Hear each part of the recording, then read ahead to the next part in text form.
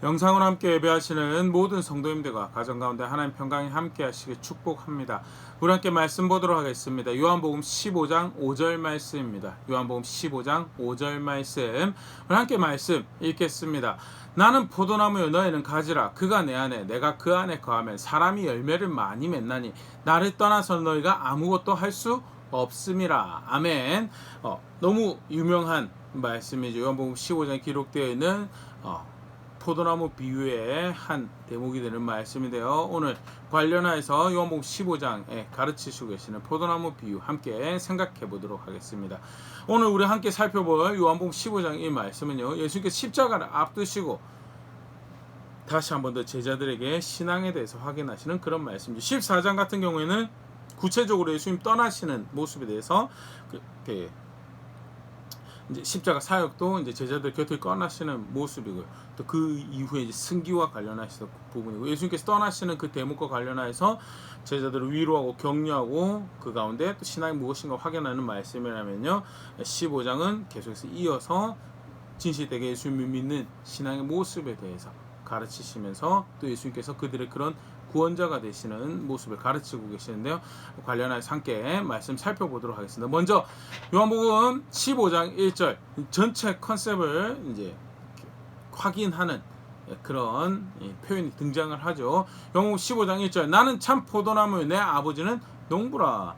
나는 참 포도나무다. 15장 전체를 아우르는데 중요한 이해를 가져야 될 대목으로 참 포도나무다라고.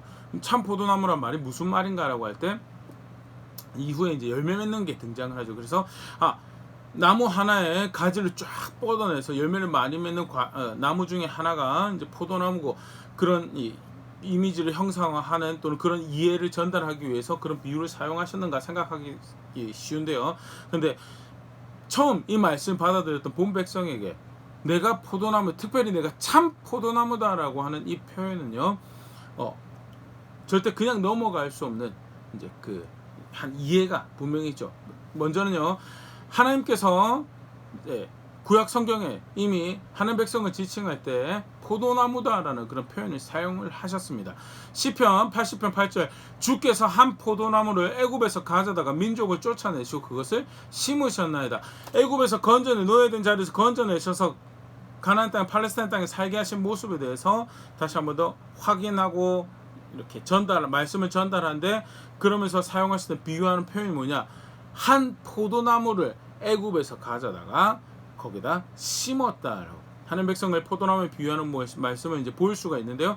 그런데 실제로 이제 이 포도나무라는 표현이 많이 등장을 하고 있는 시대 또는 말씀이 이제 선지서인데, 특별히 남유다 말에 선지자를 통해서 백성들을 가르치실 때 등장했던 표현이 포도나무.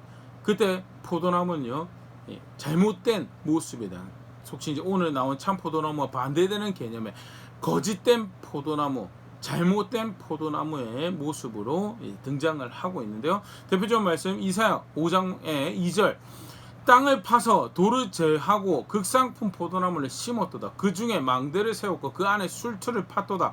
좋은 포도 맺기를 바랐더니 들포도를 맺었도다. 하나님께서 하나님 백성을 팔레스타인 땅에 가나안 땅에 살게 하셨죠. 그런데 그냥 단순히 살게 하신 것이 아니고 내가 포도나무를 심었다. 극상품 포도나무를, 좋은 열매를 맺기 위하여서 내가 그들에게 놀라운 은혜를 베풀었고, 그래서 그런 충분한 환경을 조성하고 조건을 만들어서 내가 그렇게 극상품 그들의 품질이 좋았다라기보다는 그런 베푸신 은혜가 놀라웠다는 표현이죠. 땅을 파고 돌을 재고 망대를 세우고 술틀을 세워서 좋은 포도를 맺기를 기대하고 좋은 포도나무를 내가 심었다라고. 근데 뭘 만들었냐? 들포도나무. 농부의 돌봄이 없이도 열매를 만들어내는데, 그러기에 그 열매는 상품의 가치가 농부가 의도하는 열매가 아닌 그냥 자연 그대로의 우리 이제 지금 표현 자연 그대로 하면 좋은 표현이 되지만 속칭 쉽게 말해서 상품성이 떨어지는, 맛이 떨어지는 그런 열매를 만들어내는 들포도나무에서는 맺힐 열매, 들포도를 이 포도나무들이 만들어낼 때 잘못된 거짓된 포도나무에 자리에 있었다라면서 비유적으로 말씀하시면서 이제 그것을 다시 확인을 합니다. 5장 7절. 무릇 만군의 여호와의 포도원은 이스라엘 족속이요 그가 기뻐하시는 남은 유다 사람이라. 그들에게 정의를 바라셨더니 도리어 포악이요 그들에게 공의를 바라셨더니 도리어 부르짖음이었도다. 구체적으로 다시 그 포도나무와 이 거짓된 열매에 대해서 의도하셨던 바를 선지자 입술을 통해서 확인을 하시죠. 포도는 이스라엘 족속이고 나무는 하나님 백성 사람이다. 내가 그 나무에게서 원하는 열매가 있었는데 그건 말씀을 존중 하나님 율법을 따르는 정의와 공의를 행하는 거 하나님 그렇게 존중하는 그런 삶을 살아가기를 그 열매를 내가 원했는데 그런데 돌아온 것은 포악이고 돌아온 것은 그 공의롭지 못한 불의로 말미암아 발생하는 부르짖음과 억울함과 애통함이더라. 피었다라고. 거짓된 포도나무, 잘못된 포도나무에 대해서 분명히 말씀하시면서 포도나무의 비유를 사용하신 것을 볼 수 있죠. 예레미야 2장 21절. 내가 너를 순전한 참 종자 곧 귀한 포도나무로 심었거든. 내게 대하여 이방 포도나무에 악한 가지가 되면 어찌 됨이냐. 귀한 포도나무, 귀한 포도 열매를 기대하고 귀한 포도나무로 내가 심고 순전한 종자, 그들의 혈통이 순전한 종자라 그 말이 아니고요. 그런 은혜를 베푸셨다고. 귀한 열매 맺을 수 있는 포도나무가 되게 내가 심었다라고. 그 은혜를 베풀었는데 이방 포도나무에 악한 가지가 바라지 않는 열매를 맺어내는 악한 가지가 됨이 어찌 됨이냐라고 하면서 그들의 거짓된 포도나무 됨에 대해서 이제 책망하시고 심판이 있을 것에 대해서 말씀하시죠. 에스겔 15장 6절. 그러므로 주께서 이같이 말씀하셨느냐. 내가 숲을 가운데 있는 포도나무를 불에 던질 땔감이 되게 한 것 같이 내가 예루살렘 주민도 그같이 할지라. 포도나무가 원하는 열매를 맺어내지 못하면 그 나무는 쓸데가 없는 거예요. 그런데 이스라엘 백성들을 팔레스타인에 심어서 극상품 포도나무로 좋은 열매 맺기를 기대하며 그것을 심고 그렇게 은혜를 베풀었는데 마치 그 나무가 숲을 가운데 있는 포도나무처럼 농부가 원하는 열매를 만들어내지 않는, 그래서 도무지 쓸데가 없어서 그 나무는 땔감으로밖에 쓸데가 없는 그런 나무처럼 살았고 그렇게 반응 그렇게 화답했고, 그래서 내가 너에게 그런 심판을 내릴 것이다 라고 말씀하시면서 포도나무, 특별히 거짓된 포도나무에 대한 이야기 쭉 하셨던 그런 역사가 있죠. 그런 이해가 있어요. 스스로를 포도나무로 아는데 그런데 우리 조상들이 실패한 거짓 열매 원하시는 열매를 맺지 않았던 그 역사가 있는 거예요. 그런데 예수님께서 오셔서 내가 참된 진실된 포도나무다라고 말씀하신 것, 사실은 비교해서 들을 수밖에 없고 그런 이해 가운데 배경 가운데 들을 수밖에 없는 말씀입니다. 그러면 예수님께서 참된 포도나무라고 말씀하신 것은 무엇을 말씀하시는가라고 할 때 첫 번째 이제 생각하신 게 이제 하나님 아들이라는 측면에서, 이스라엘 백성도 하나님 아들이 나의 장자라고 칭해지던 그런 사람 존재들이었죠. 사람들이었고요. 그런데 진짜 참된 하나님의 아들로서 이 땅에 오셨음에 대해서 마태복음 3장 17절 하늘로부터 소리가 있어 말씀하시되 이는 내 사랑하는 아들이요 내 기뻐하는 자라 하시니라 하면서 진실된 참된 하나님의 아들로 오셨다라고. 그러면 실제로 그럼 진실된 하나님의 아들, 참된 포도나무 살아가는 모습이 뭐냐, 무엇이 다르기에 그들은 거짓되고 그들은 잘못된 들포도나무 치는 무엇이 참된 것이냐라고 할 때 농부가 원하는 열매를 맺었다. 농부가 원하는 열매가 뭔가라고 할 때 예수님 이제 사역을 총망라하는 표현들에서 우리가 사실 그런 이해를 좀 이제 도움을 받을 수 있는데, 요한복음 4장 34절 예수께서 이르시되 나의 양식은 나를 보내신 이의 뜻을 행하며 그의 일을 온전히 이루는 이것이니라. 예수님께서 살아갔던 삶의 방식, 추구하는 방향, 그 아우르는 대표적인 말씀 중에 하나죠. 하나님의 뜻을 이루는 것이, 보내신 이의 뜻을 온전히 이루는 것이 내가 원하는 바였고 그게 예수님께서 맺으셨던 열매죠. 성육신에서 오셨던 것도 그 십자가를 향해서 걸음걸음 살아가셨던 모습들, 사역 하나하나 현장 가운데 무엇이 그가 맺으시는 열매였는가. 이런 프로젝트하고 저런 프로젝트 사람도 많이 모으고 그게 열매가 아니었죠. 하나님 뜻을 이루는 것이 예수님께서 내가 진실된 참된 포도나무라고 말하시는 열매의 모습이었다. 요한복음 5장 30절 내가 아무것도 스스로 할 수 없느라 듣는 대로 심판하노니 나는 나의 뜻대로 하려 하지 않고 나를 보내신 이의 뜻대로 하려 함으로 내 심판은 의로우냐. 구체적으로 실제로 사역 현장 가운데 살아가신, 심지어는 대적하는 자들, 대항하는 자들 앞에서도 나는 하나님 뜻을 이루어가려고 했을 뿐이다. 나는 나의 보내신 이의 뜻을 이루어가려고, 내 심지어 판단하는 것조차도 아주 그 판단하는 것조차도 누구보다도 권위와 능력이 있음에도 불구하고 내 뜻대로 하지 않는다고. 그만큼 예수님은 하나님 뜻을 이루어가는 자리에 있었고, 그게 스스로가 참된 포도나무다라고, 내가 농부가 바란 열매를 맺었던 참된 포도나무로 말씀하시는 모습이죠. 요한복음 12장 27절 28절 지금 내 마음이 괴로우니 무슨 말 하리요. 아버지여 나를 구원하여 이때를 면하게 하여 주옵소서. 그러나 내가 이를 위하여 이때 왔나이다. 사실 이제 마태복음, 마가복음, 누가복음이 이제 비슷한 내용을 겟세마네 기도를 이제 기록함으로써 예수님의 십자가를 향하는 자세, 이런 것들을 소개하고 가르치고 있는데요. 요한은 다른 장면에서 비슷한 고백을 하시던 말씀을 이제 기록을 하면서 이제 보여주고 있는데, 그게 이제 좀 전에 읽었던 27절 말씀이죠. 내가 이를 위해 이때 왔다라고. 면하기를 바라지만 내가 이를 위해서 이때 왔고, 내가 그래서 아버지 뜻을 위해서 갈 것이다 라면서 구체적인 모습이 이제 28절 아버지의 이름을 영광스럽게 하옵소서 하시니 이에 하늘 소리가 나서 이르되 내가 이미 영광스럽게 하고 또다시 영광스럽게 하리라 하시니, 예수님께서 사역을 하신 바 십자가에 심지어 달리시는 모습도 무엇을 위해서 다름질하셨는가? 아버지의 영광을 위해서. 영광 받으세요. 아버지 영광 받으세요. 하나님 뜻이 이루어져서 하나님이 영화롭게 되는 것. 하나님 뜻이 이루어져서 하나님 말씀하신 것이 하나하나 이루어져서 그가 존귀 여김 받는 그 일을 위해서 내가 왔고, 그것을 위해 사역하고 내가 맺은 열매가 그 열매다라는 것이 예수님께서 이제 복음서를 통해서 가르치시는 모습이고, 참 포도나무다라고 할 때 무엇이 그를 참되다 진실되다 하는 포도나무의 성격을 보여주는 건가? 농부의 의도하는 열매를 맺은 것이다. 사실 어떻게 보면 이제 그 요한복음 우리가 쭉 살펴보니 그 앞전에 이제 포도나무를 비유하는 그런 표현들이 등장을 하지 않았었죠. 그런 측면에서 어떻게 보면 새로운 가르침인가 또는 새로운 이해인가라는 접근을 하기가 쉬운데, 사실 우리가 살펴봤지만요, 포도나무에 비유하셨던 모습 자체가 이미 예수님께서 참 이스라엘이신 것을 말씀하시는 그런 부분이고요. 분명히 볼 수 있는 부분이죠. 이사야 9장 6절 7절 이는 한 아기가 우리에게 낳고 한 아들을 우리에게 주신 바 되었는데 그의 어깨에는 정사를 메었고 그의 이름은 기묘자라 모사라 전능하신 하나님이라 용존하시는 아버지라 평강의 왕이라 할 것임이라. 그 정사와 평강의 더함이 무궁하며 또 다윗의 왕자와 그의 나라를 굳게 세우고 지금 이후로 영원히 정의와 공의로 그것을 보존하실 것이라. 만군의 여호와 열심히 이를 이루시리라면서 한 아기 우리에게 낳고 한 아들 우리에게 주신 바 되는데 오실 메시아에 대한 말씀, 대표적인 말씀, 그가 오셔서 하실 사역의 모습에 대해서 정사의 평강의 더함이 무궁하며 다윗의 왕자 그의 나라를 굳게 세우고 하나님 나라를 펼쳐갈 존재로, 하나님 뜻을 그렇게 백성들 가운데 펼쳐갈 존재로 오실 메시아에 대해서 말씀하시는데요. 실제로 참 포도나무라는 게 그런 의미죠. 내가 참 이스라엘이다라고. 내가 그렇게 진실되게 하나님 뜻을 이뤄가며 하나님 나라를 펼쳐가는 그런 존재고, 그가 기뻐하시는 열매를 그렇게 맺어가는 그런 존재다라는 것에 대해서 분명 확인하시는 말씀. 그래서 중요한 건 뭐죠? 예수님 아니고서는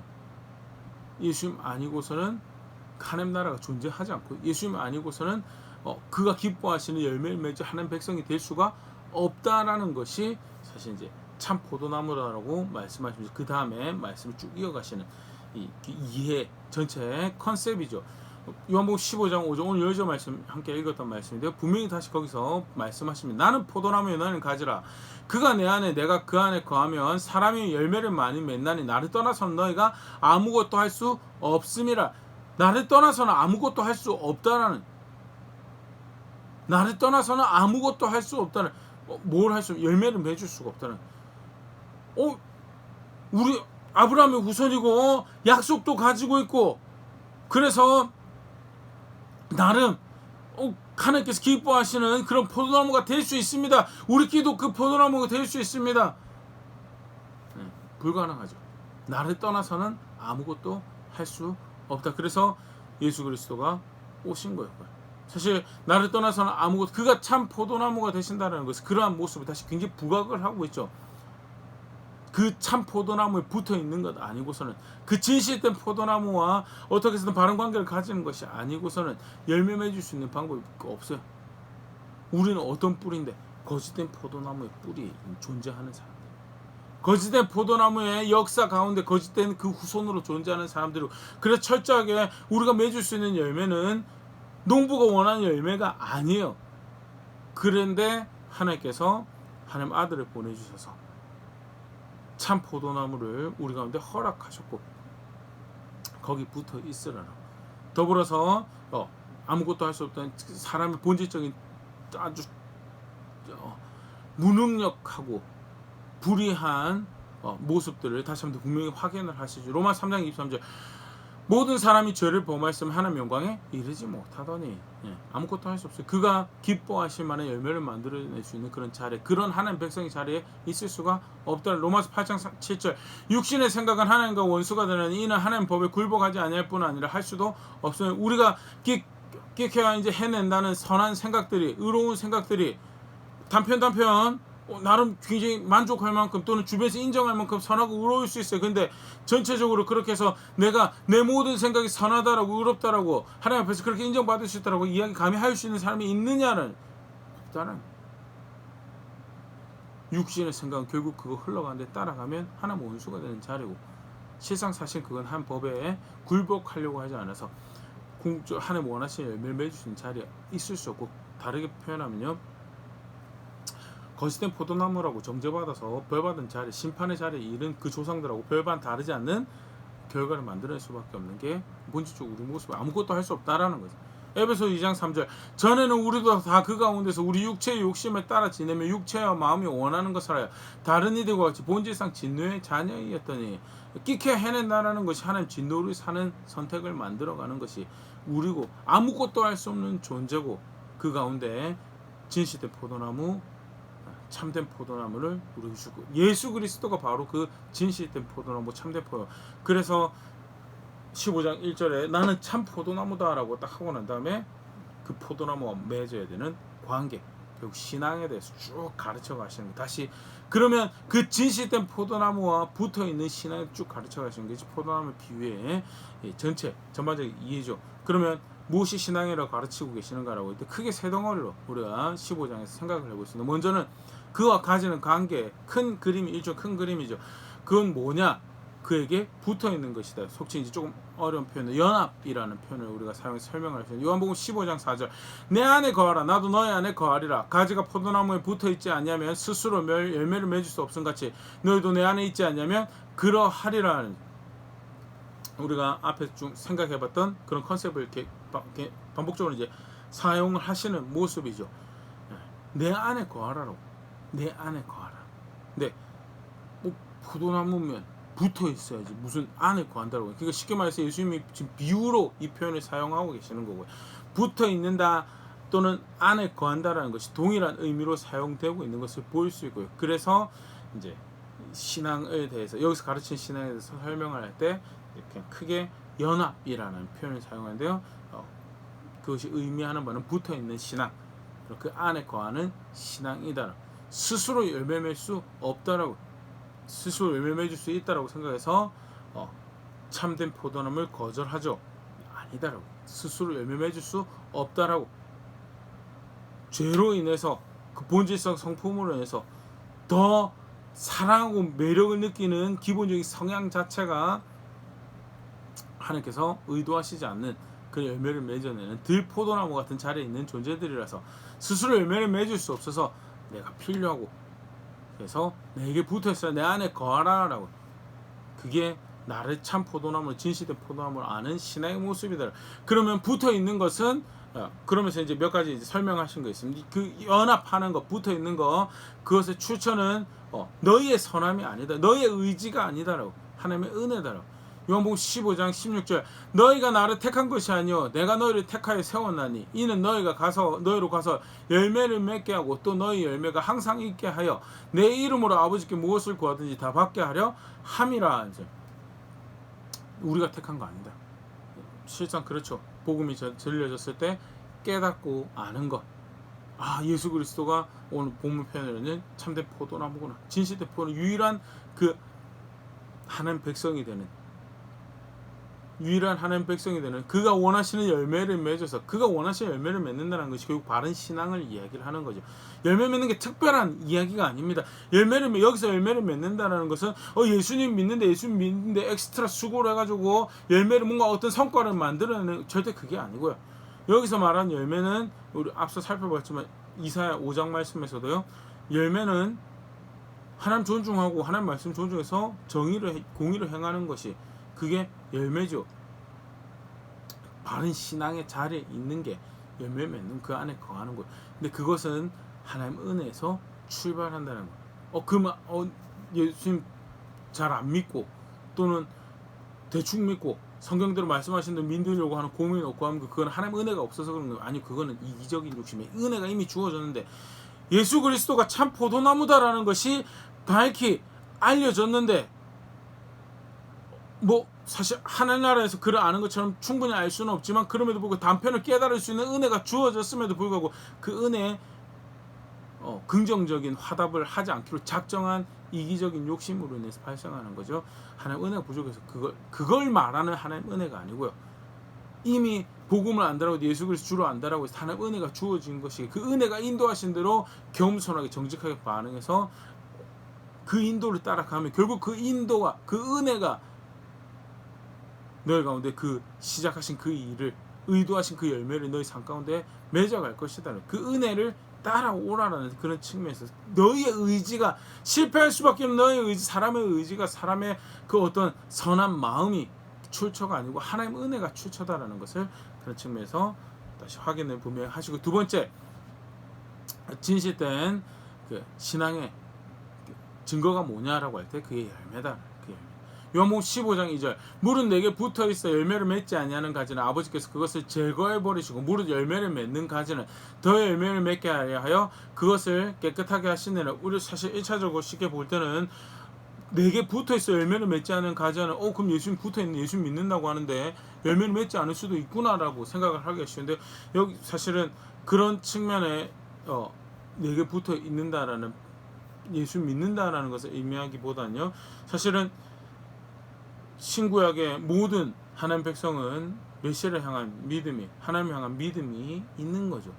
그때 아까 우리 앞전에 살펴봤던 거짓된 포도나무 내게 붙어있다라고 하는데 열매를 맺지 않냐는 가지 예수 믿는다고 하는데 그 하나님 약속을 믿는다라고 하는데 그가 구원이신 것을 믿는다라고 하는데 실상은 바른 신앙의 자리에 있지 않아서 열매를 맺지 못하는 모든 신앙을 총칭하는 거고요. 그것은 제거당할 신앙이다라는. 예수 믿는다라고 할 때 하나님 아들 믿는 그가 구원이시고 그의 약속이 소망의 구원이다라는 것을 믿는다라고 할 때 그 신앙은 어떤 자리에 있어야 되는가? 열매 맺는 자리에 있어야 된다. 열매 맺는 것은 앞에도 이야기 드렸지만 내가 주를 위해서 이만큼 헌금하였고 이만큼 수고하였고 그것도 나쁘지는 않습니다. 그런데 궁극적으로는 뭐가 열매 맺는 거야? 하나님 뜻을 이루어가는 거야. 그랬을 때 헌금 얼마 했는가가 자랑거리가 절대 될 수가 없죠. 내가 이런 헌신을 했습니다라고 이야기하는 것도 결코 자랑거리가 될 수 없고요. 그냥 나는 누가복음에서 말씀하신 무익한 종이다라고 무익한 종이 해야 할 일을 한 것입니다라는 자세를 묵묵히 하나님 뜻을 이루어가는 그런 자리에 있는 것이 그로 인해서 고백되어지는 특별히 이제 열매다라고 할 때는 겉으로 드러나는 거예요. 내적인 변화가 발생을 해서 예수 그리스도 주로 알았다라면 내적인 변화가 있었다면 실제적으로 그렇게 회심하고 거듭나는 그런 실제적인 내적 변화가 있었다면 반드시 드러나야 될 것은 열매다라고 하나님 말씀을 존중하고 그것에 따라 사는 정의와 공의가 그것에 따라 사는 긍휼이 분명히 있어야 되는 것이 그게 신앙의 모습이에요. 그 열매가 증거다라는 그러면서 15장 이제 좀 전에 읽었던 말씀 열매를 맺는 가지는 그것에 하나님께서 더 맺게 하시려고 하나님께서 은혜를 농부가 은혜를 베푸실 것이다 라는 것이 이제 표현이 되어 있죠. 참 포도나무인 것을 할 때 진실된 포도나무인 것을 할 때 그와 연합하는 것이 신앙인데 그 신앙은 하나님 은혜가 출발이고 그리고 그 신앙을 가지고 있던 바른 증거는 뭐냐? 열매다. 바른 신앙을 가지고 있던 증거는 열매다. 어떻게 그러면 붙어 있는가? 어떻게 붙어 있어서 열매를 맺을 수 있는 그 자리에 있을 수 있을 것인가라고 할 때 요한복음 15장 9절 10절이죠. 아버지께서 나를 사랑하신 것 같이 나도 너희를 사랑하였으니 나의 사랑 안에 거하라는 붙어 있는 거에 대해서 안에 거하는 거에 대해서 사랑한다라고 사랑 안에 거하라는 표현으로 사용되어지는데요. 그럼 구체적으로 10절 내가 아버지의 계명을 지켜 그의 사랑 안에 거하는 것 같이 너희도 내 계명을 지키면 내 사랑 안에 거하리라 하면서 가지가 나무에 붙어 있을 수 있는 그 신앙은 뭐냐 결국 예수님의 계명을 지키는 것이다. 예수님 계명을 지켜서 고백되어지는 그 신앙 그게 예수님하고 가지는 바른 관계 바른 신앙의 모습이죠. 그걸로 구원을 받는 건 아니에요. 그걸 믿는다라는 고백의 진실함을 보여. 우리 앞에 쭉 공부했었죠. 근데 오해하신 분은 없겠지만 그래도 성경에서 말하는 예수님 계명을 지키는 것이 그래서 내 사랑 안에 거한다는 것이 그것을 사랑을 자칫 잘못하면 이런 메리트를 쌓아서 얻어내는 것처럼 그렇게 여겨질 수 있는데 그게 아니죠. 아까 우리 출발은 하나님의 은혜고요. 그 사랑과 그 은혜를 안다라고 할 때 진짜 아는 거면 진짜 믿는 거면 예수님의 계명을 따라 사는 거고요. 그렇게 고백되어지는 신앙이 그게 열매 맺는 신앙이다라는 것. 그렇게 붙어있는 연합하는 신앙이 예수님을 진실된 포도나무로 아는 모습이다. 두 번째 구체적으로 그러면 이제 포도나무 비유 참 포도나무다라고 할 때 첫 번째 신앙의 모습은 연합하는 거다. 그러면 연합하는 모습에 어떻게 연합할 수 있는가라고 할 때 그의 계명을 존중하는 거다. 그러면 내 계명이 뭔가라고 이제 논리적 흐름이 그렇게 지납니다. 예수님께서 말씀하신 계명은 뭔가라고 할 때 요한복음 15장 12절 내 계명은 곧 내가 너희를 사랑한 것 같이 너희도 서로 사랑하라는 이것이니라. 내가 사랑한 것 같이 너희도 서로 사랑하라는 기독교 신앙의 아주 대표적인 모습이죠. 기독교 신앙은 뭐하는 신앙입니까? 서로 사랑하는 신앙입니다. 근데 우리 중요하게 잘 이해해야 합니다. 서로 사랑한 예수님께서 의미하신 서로 사랑한다라는 것은 뭐냐라고 할 때 그 다음 말씀하신 것이 사람이 친구를 13절입니다. 사람이 친구를 위해 자기 목숨을 버리면 이보다 더 큰 사랑이 없나니. 여기서 말하는 예수님이 서로 사랑하는 사랑은요 친구를 위해서 자기 목숨을 버리는 여기서 말하는 친구를 자기 목숨을 버리는 사랑은요 먼저 십자가에서 예수님께서 보여주신 사랑이고요. 그래서 여기 서로 사랑하라는 것은 예수님의 본을 따르는 사랑인 것에 대해서 우리가 분명히 보일 수 있죠. 사실 사람이 서로 사랑한다라고 할 때 굉장히 이기적이죠. 사람이 서로 사랑한다라고 할 때 어떻게 보면 말은 상대방을 사랑한다고 결국 자기 자신을 사랑하는 모습으로도 사랑을 할 수 있고 그거는 예수님이 의도하신 서로 사랑하는 모습이 아니에요. 그렇게 서로 사랑하는 모습은요 대표적인 결과가 나치죠. 나치 굉장히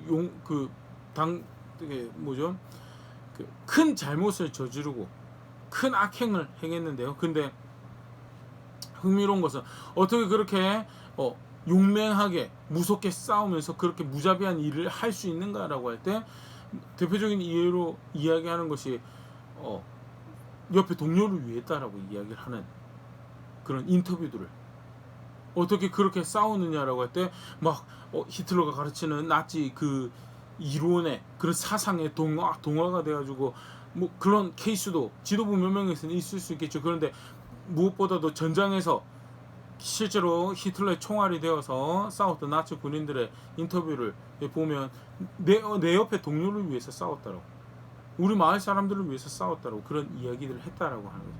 근데 그게 사실 진짜 무서운 거죠. 그게 사람이 사람을 위할 때 발생할 수밖에 없는 오류고요.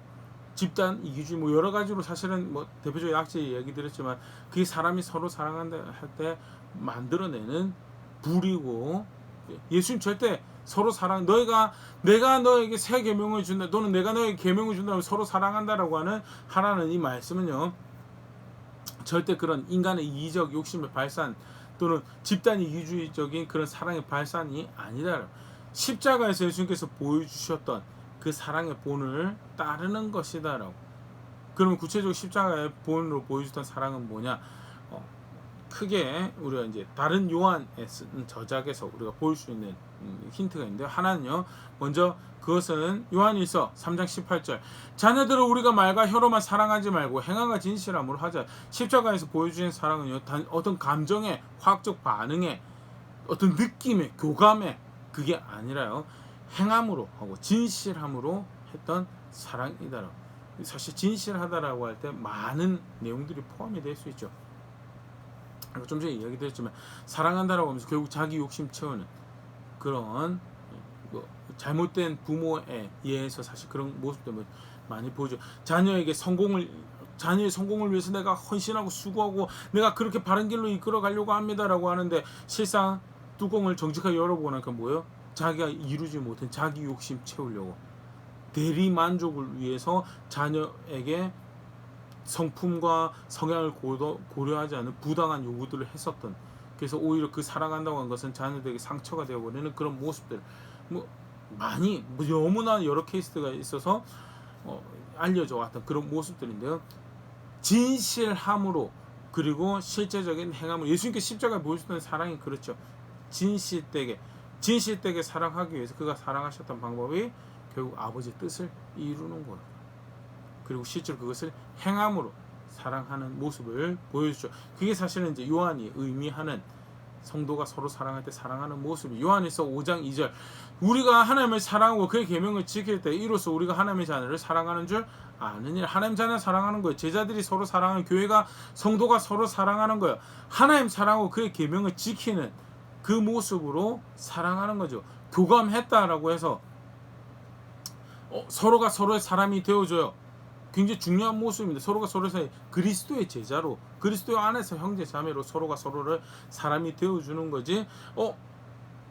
인간적인 욕심에서 인간적인 마음, 내가 너를 위해 줄게 너도 나를 위해 줘라고 하면서 인간적인 마음을 충족하는 그런 사랑을 절대 이야기하는 게 아닙니다.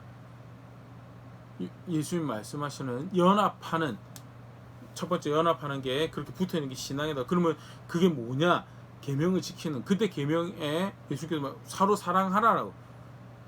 연합하는 서로 사랑은요, 예수님과 하나님과 함께 하는 그 안에 거하는 서로 사랑하는 그 모습은요, 하나님 사랑하고 하나님 계명을 지켜서 그렇게 하나님 백성을 진실되게 행함으로 사랑하는, 그게 예수님께서 의도하시는 신앙의 모습이, 제자됨의 모습이다. 포도나무 비유에서 대표적으로 서로 사랑하라라고 말씀하신 그 사랑하는 의미가 뭔가에 대해서 잘 정리할 수 있으면 좋을 거고, 마지막으로 예수님이 진실된 포도나무라는 것을 알 때 그에게 붙어있는 것이 그게 신앙이다라는, 그 붙어있다는 것은 무엇이 진짜 붙어있는 것이냐, 주여 주여 내가 주의 이름으로 이런 사역을 했습니다라고 하는 게 진짜 붙어있는 것이 아니고 그가 의도하시는 열매를 맺는 것이 그게 진짜 붙어있는 것이다. 그가 의도하신 열매는 뭔데? 하나님 존중하고 하나님 사랑하고 그래서 정의를, 율법에 따른 그 기준에 따른 그 뜻을 이루어가는 공의를 행하는 것이, 그렇게 긍휼을 행하는 것이 그게 붙어있는 것이다.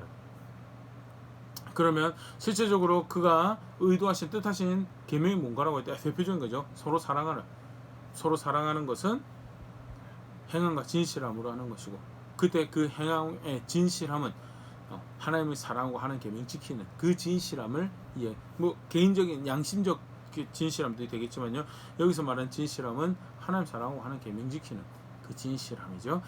그렇게 신앙을 가진다고 할 때 또 다른 측면을 그 다음 대목에서 말씀하십니다. 너희가 서로 사랑하라고 하면서요, 반대의 경우가 발생하는 것을 이야기하는데 세상이 너희를 미워할 거다. 세상이 너희를 미워하는 그런 일이 발생을 할 텐데, 그럼 어떻게 해서든 세상에 사랑받고 세상과 원만한 관계를 가지고 살아가는 거예요. 물론 지혜가 필요하죠. 그러나 분명한 것은 여기서 말씀하신 예수님께서 미워하는 관계가 될 거다라는 것을 분명하게 연합하는 관계, 그 실제로 예수님 말씀을 존중하는 사랑하는 교회 또는 사랑하는 성도, 그 그리스도의 형제 자매가 되는 예수님 말씀을 순종하는 자리에 있다면 반드시 발생할 수밖에 없는 신앙의 모습이 세상에서 구별되어지는 모습이다. 요한복음 15장 18절에서 20절 세상이 너희를 미워하면 너희보다 먼저 나를 미워한 줄 알라. 너희가 세상에 속하였으면 세상이 자기의 것을 사랑할 것이나 너희는 세상에 속한 자가 아니오 도리어 내가 너희를 세상에서 택하였기 때문에 세상이 너희를 미워하느니라. 내가 너희에게 종이 주인보다 더 크지 못하다는 말을 기억하라. 사람들이 나를 박해하였으니 너희도 박해할 것이요 내 말을 지켰으니 너희 말도 지킬 것이라 하면서 세상과 가지는 관계, 교회가 세상과 가지는 관계, 예수님 제자가 세상과 가지는 관계를 분명하게 확인을 하죠. 너희가 세상에 속하지 않았기 때문에 세상이 너희를 미워할 것이다. 다르게 표현하면요, 예수님과 그렇게 연합하는, 예수님께 붙어있는 그의 안에 거하는 신앙을 살아간다고 해요. 그렇게 해서 그의 말씀을 실제로 존중하여 그렇게 그리스도의 안에 형제 자매된 사람들 사랑하고 그렇게 그의 뜻을 이룬 자리에 있다면 반드시 발생할 수밖에 없는 신앙의 또 다른 모습이 세상에 속한 자가 아닌 자로 살아가는 거예요. 그러기에 세상의 미움을, 그들의 것이 아니게, 그들의 동조하지 않게 그들의 미움을 받는 자리에 있을 수밖에 없다라는 거예요. 무리해서 어떻게 해서든 막 내주지 말아야 돼, 타협하지 말아야 될 것도 내줘 하면서 어쩌든 세상과 원만한 관계를 만들, 때때로는 복음을 핑계 대서 그런 말도 하죠. 근데 실상 소속이 다르기 때문에, 소속이 다르고 궁극적으로 거기에서 구별된 삶을 살아갈 수밖에 없는 것이 참 포도나무, 진실된 포도나무 예수 그리스도 아는, 그를 구원으로, 그를 생명으로, 하나님의 모든 그 한 백성의 약속의 성취를 예수 그리스도 아는 백성이 살아갈 수밖에 없는 모습이고, 다시 한번 분명히 확인을 하죠.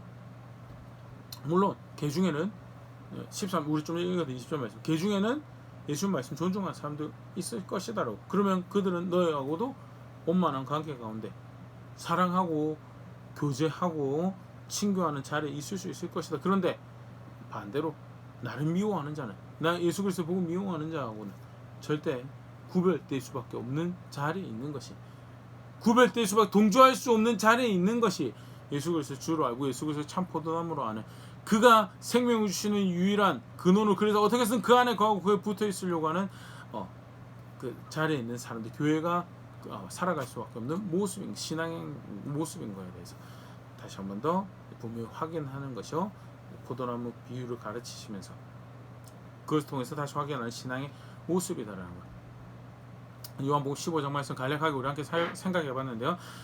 다시 한번 분명히 정리를 할 수 있으면 좋을 것 같습니다. 참 포도나무이십니다. 참 이스라엘이고 참 하나님의 백성이라고 한다면 그와 그에게 진실되게 붙어있는 그것 말고는 참 하나님 백성이 될 수, 참 이스라엘이 될 수 있는 방법이 존재하지 않아요. 혈통으로는 아브라함의 후손이라고 할 수 있어요. 그런데 바울이 로마서 분명히 내면적 유대인이, 표면적 유대인이 아니고 내면적 유대인이 유대인이다라고 결국 동일한 걸 말씀하시는 거고, 그에게 붙어있지 않으면, 그에게 붙어있지, 그가 참 포도나무 진실된 그가 참 이스라엘, 그에게 붙어있지 않으면 그 외에는 아무것도 할 수 없더라고. 열매 맺는, 농부가 바라신 열매를 맺어내는 하나님 백성 되는 자리에 있을 수가 없다라고. 껍데기는 하나님 백성이라고 스스로는 이야기할지 모르지만 사실은 장작더미를 태우실 시간을 기다리고 있는, 그걸 하나하나 헤아리고 있는 자리에 있는 그런 존재밖에 될 수 없다라는 거예요. 그래서 예수 그리스도가 참 포도나무, 진실된 포도나무, 오직 구원은 그밖에 없다라는 것, 다시 한 번 더 분명히 말씀 가운데 우리가 보일 수 있고요. 실제로 그럼 그를 구원으로 안다면, 그를 구원자로 안다면 살아가는 신앙의 모습은요, 어떻게 해서든 그 안에 거하려고, 그 안에 그에게 붙어 있으려는 모습. 뭐가 그에게 붙어 있는 거냐? 그의 계명을 따르는 것이다. 어떻게 해서든 그가 주가 되시고, 그가 내가 아는 가장 귀한 보화가 되시고, 누구보다도 나를 사랑하고 아끼시는, 그래서 그의 사랑이 내 안식이 되고 내 평화가 되는 그분으로 아는 것. 그래서 그의 말씀이 내게 생명이, 내게 사랑이 되고, 내게 가장 가치 있는, 내가 존중히 여겨야 될 길이 되고 방향이 되는 그 자리에 있는 것. 그게 붙어 있는 모습이, 실제로 그러면 우리가 그렇게 존중해야 될 그의 계명이 뭐냐라고 했을 때 요한복음 15장의 대표적인, 어떻게 보면 총체적으로 아우르는 그런 계명이기도 한데, 서로 사랑하라는. 그럼 도대체 여기서 말하는 서로 사랑하라는 것은 뭐냐? 대충 우리끼리 서로 좋고 서로 사랑한다고 이야기해주고, 그 감정적으로 그렇게 교감하고 공감해주고, 그게 세상적으로 볼 때는 그걸 사랑이라고 할지 모르지만 그 예수님이 서로 사랑, 제자됨으로 사랑하라라고 할 때 그게 서로 사랑하는 모습인가라고 할 때 아니죠. 진실함으로 사랑, 행함으로 사랑하는 것. 십자가에 보여줬던 그게 우리가 사랑해야 될 모습이고, 그러면 십자가에 보여줬던 사랑의 모습은 뭐냐? 행함과 진실함으로 하나님 뜻을 이루어가는 자리에 있는 그것이 사랑이. 내 감정이 충실하여서 내가 어떻게 저 사람의 필요를 채우고, 뭐 나쁘다고 하지 않습니다. 그런데 자칫 잘못하면요, 사람의 종이 되는 관계밖에 안 돼요. 그게 성도 간의 사랑이고 제자들의 사랑, 그게 예수님이 의도하신 사랑하라는 말씀을 순종하는 모습은 아니죠. 절대 그게 아닙니다. 진실되게 사랑하는 것은요, 진실되게 십자가의 본으로 보이신 그게 내가 사랑해야 될 모습, 내가 그의 제자다라고 고백하는 그 사랑하는 모습은요, 하나님 뜻을 존중, 하나님 사랑하고 하나님 계명 존중하는 사랑하는 모습이, 그게 붙어있는 모습으로 우리가 고백해야 될 신앙에 지켜가야 될 순종해야 될 계명의 모습이고, 실제로 그렇게 살아간다라고 하면 반드시 발생할 수밖에 없는, 또 어떻게 보면 내가 바르게 그 뜻을 존중하고 살아가고 있어 확인하는 모습이죠. 구별될 수밖에 없다. 왜? 그들의 소속이 아니라서. 그들의 소속이 아닌 것을 앞에 두고 고백하는, 그 그리스도와 연합하는 것을, 그의 말씀을 따라 그렇게 살아가는 것을 고백하고, 그게 구별될 수밖에 없는 자리다. 그리고 그게 예수 그리스도를 참 하나님의 아들로 구원자로 아는 신앙의 모습입니다. 간략하게 15장 말씀 함께 살펴봤는데요. 나는 어느 자리에 있는가 다시 한번 돌아볼 수 있으면 좋을 것 같습니다. 믿는다라고 할 때 그 믿는다라는 것은요, 그냥 믿는 게 아니죠. 성경에 가르쳐 준 대로 믿는 게 진짜 믿는 거고, 내가 붙어있다라고 할 때 붙어있는 느낌이 좀 있는 것 같습니다. 그 안에 거하는 느낌이 좀 있는 것 같습니다. 그게 붙어있고 안에 있는 게 아니죠. 말씀하신 대로 안에 있어야지 그게 안에 있는 거, 말씀하신 대로 붙어있는 게 그게 붙어있는 거고요. 그때 뭐가 붙어있는 거냐? 그러면 예수님 말씀 순종하는 게 붙어있는 거예요. 뭐 어떤 말씀 구체적으로 다 알아야죠. 오늘 대표적으로 하나 봤죠. 대표적인 모습인데, 하나님 사랑하고 하나님 계명 존중하는, 서로 사랑하는 자리에 있는 거, 그게 정의로워야 되죠. 공의로워야 되죠. 거룩해야 되죠. 그 가운데 화평함을, 온유함을 지켜가면서 그렇게 하나님 존중하고 하나님 말씀 순종하면서 서로 사랑하는 자리에 있는 것, 그게 붙어있는 모습이. 그렇다고 할 때 구별된 자리에 있을 수 있다. 우르르 다 기뻐하는 거, 함께 기뻐하기 위해서 그거 못 기뻐하면 실패한 거, 망한 것 같은 그런 자세로 살아가고 있으면요, 고민해봐야죠. 나 진짜 구별된 자리에, 내가 붙어있는 자리에 있어서 구체적으로 계명 순종하는 것으로 붙어있는 자리에 있어서 내 그 신앙 고백하는 자리에 있는가, 아니면 어정쩡하게 발 걸치고 이것도 아니고 저것도 아닌 자리에서 상방 없는 싸움을 해가고 있는 그런 자리에 있지는 않는가, 다시 한번 말씀 가지고 돌아볼 수 있으면 좋을 것 같고요. 감격스러운 예수 그리스도를 안다는 사실, 참 이스라엘이신 그분을, 참 하나님의 아들이신 그분을 발견했다는 사실, 다시금 격려가 되고 위로가 되는 가운데 고백해야 될 신앙 함께 고백하며, 내가 어디서부터 구원이 나오고 무엇이 내 소망인지 압니다라는 고백들을, 걸음들을 만들어간 자리에는 제가, 우리가 될 수 있으면 좋을 것 같고, 우리가 함께 믿어서 가는 그런 교회 될 수 있으면 좋을 것 같습니다.